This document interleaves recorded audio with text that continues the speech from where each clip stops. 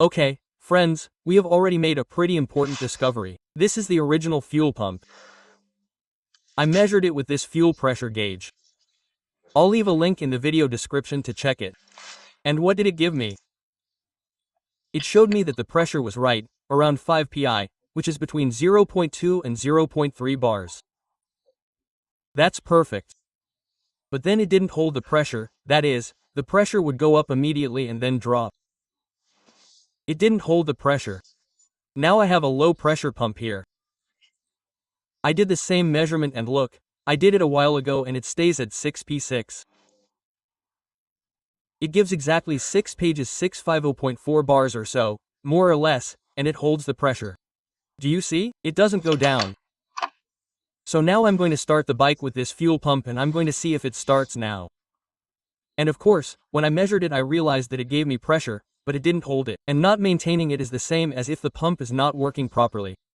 Well, I haven't told you, but come on, to measure the fuel pressure, simply fuel in, fuel out, the T so that it measures the pressure, and here I have put a little cap, you see, a little screw, a little cap to have the pressure well measured. Okay, that's the story. Come on, now I'm going to put it on the bike. The bike is cold. There's the pump making a sound. Well, there it is.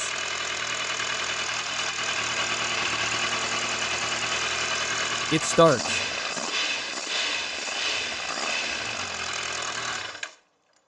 Let's see, there it is.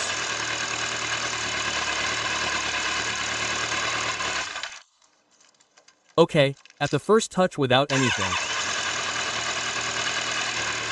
It had the touch. It was the bloody fuel pump. What has driven me crazy? But it has driven me really crazy, huh? Now I'm going to measure the oil pressure anyway. I have to wait for the bike to warm up.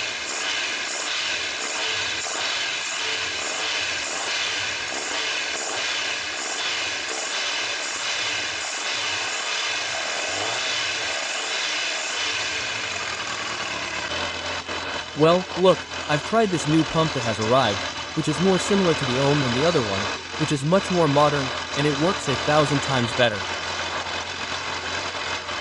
For the modern one, it has no return, it starts much better in the cold, it works much better, so I want to leave it with the new modern one and it responds, it starts on the first touch, when cold, this pump is much better.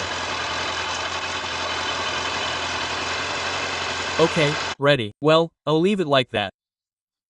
It has been perfectly fitted here on this screw with a CNM block for vibrations. It's new fuel filter and we have a fuel pump that is not only new, but with much more modern technology, okay?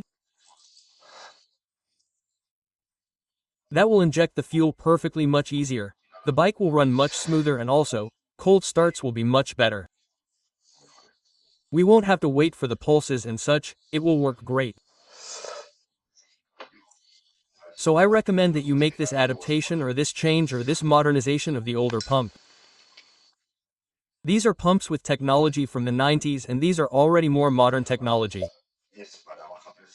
It's for low pressure, logically because this is not an injection, it's a carburetor, it's a low pressure electric pump, but it gives a little more pressure which is much better and it's much more modern, so it fits perfectly. It also fits perfectly and is 100% recommended, great.